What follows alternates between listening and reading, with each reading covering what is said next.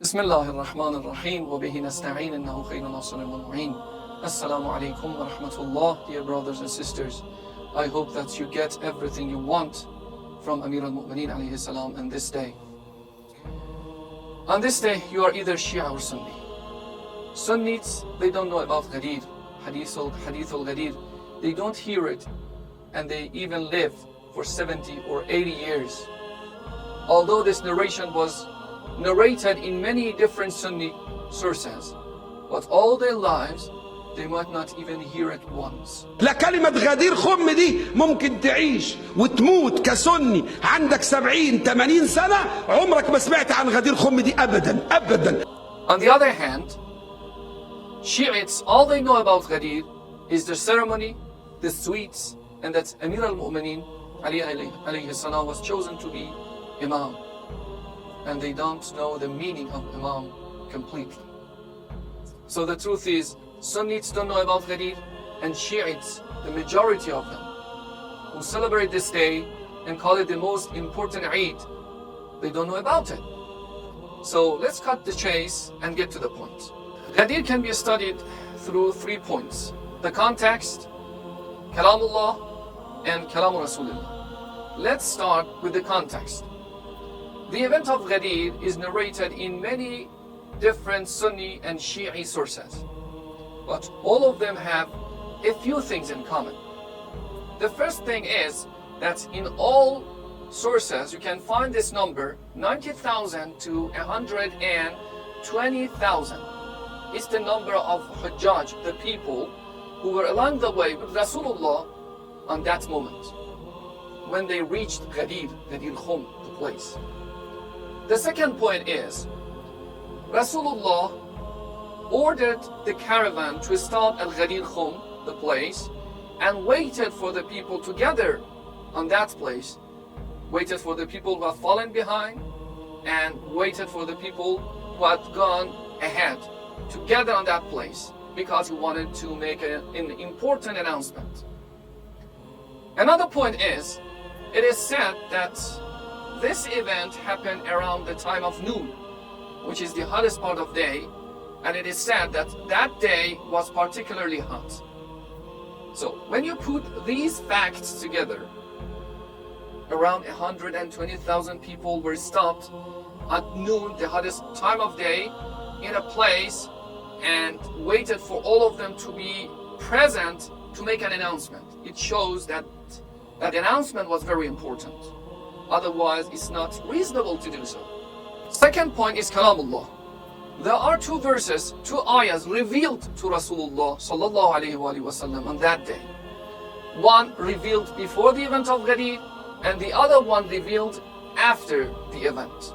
The first one is called Ayat al-Tabligh. Bismillah ar-Rahman ar-Rahim. Ya ayyuha al-Rasul, balligh ma unzila ilayka min rabbik, fa in lam taf'al fama ballaghta risalata. The ayah has imperative language. It demands Rasulullah sallallahu alayhi wa sallam to do something very important, which is tabligh, balligh ma unzila ilayka min rabbik. Announce what we have told you. And if you don't do so, fama ballaghta risalata. If you don't do so, it is as if you haven't done anything for Islam. Your whole 23 years of tabligh for Islam is just nothing. The second ayah comes after the event of Ghadir, called Ayatul Ikmal. Bismillah ar-Rahman ar-Rahim. Al-yawm akmaltu lakum dinakum wa atmamtu alaykum ni'mati wa raditu lakum al-Islam dina. The ayah indicates that whatever happened on that event, the event of Ghadir, is so significant that brought about perfection to Islam. And also Allah subhanahu wa ta'ala is satisfied for Islam to be a religion. رَضِيتُ لَكُمُ الْإِسْلَامَ دِينًا. The third point is Kalam Rasulullah. Khutbah al-Ghadiriyah is relatively long, but in summary, Rasulullah sallallahu alayhi wa sallam got a set of confession from the crowd. It's about Tawheed, Nubuwwah, and Ma'ad. أَلَا تَشْهَدُونَ أَن لَا إِلَهَ إِلَّا اللَّهُ وَأَنِّي رَسُولُ اللَّهِ وَأَنَّ جَنَّتَهُ حَقٌّ وَالنَّارَ حَقٌّ وَالْمَوْتَ حَقٌّ وَالسَّاعَةَ آتِيَةٌ لَا رَيْبَ فِيهَا. these confessions, these questions, all of them, they said, Bala, qalu Bala. And they said, yes. They confessed that all of these things, which is related to the beliefs and usul al-i'tiqadat, they all accepted them. So it shows Rasulullah wanted to say something related to the pillars of Islam. It's something fundamental for Islam. It's not just something subsidiary or related to ahkam like zakat, khums, hajj, or things like this. Something very important. Then he said, أَلَسْتُمْ تَعْلَمُونَ أَنِّي أَوْلَى بِالْمُؤْمِنِينَ مِنْ أَنفُسِهِمْ أَلَسْتُمْ تَعْلَمُونَ أَنِّي أَوْلَى بِالْمُؤْمِنِينَ مِنْ آبَائِهِمْ وَأَلَسْتُمْ تَعْلَمُونَ أَنِّي أَوْلَى بِالْمُؤْمِنِينَ مِنْ أُمِّهَاتِهِمْ 3 questions. Don't you know that I'm more deserving to mu'mineen than themselves? أَلَسْتُمْ تَعْلَمُونَ أَنِّي أَوْلَى بِالْمُؤْمِنِينَ مِنْ أَنفُسِهِمْ I'm more deserving to mu'mineen, to the faithful, than their fathers. And last one, than their mothers.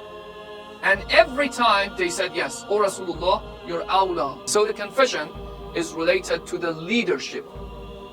After that, after getting the confession about him being awla bil mu'mineen, he summoned Ali alayhi salam next to him, raised his hand and said, Ala man kuntu mawla, fahada aliyyam. You know the meaning of this statement. Only one word, mawla. When you want to translate, when you want to get the meaning of this very word, you should put it in the context. Put it next to other statements of Rasulullah. The generality of things said by Rasulullah on this khutbah shows that Mawla here means the leader. Ala man kuntu mawla, you should know that whoever I was his leader, then Ali will be his leader afterwards. At the end, I don't want to draw any conclusion. It's up to you, brothers and sisters. Put all these facts and points, the context, Kalamullah and Kalam Rasulullah together and understand what Rasulullah wanted to announce to the people. I hope that you get the true meaning and the true understanding of Ghadir.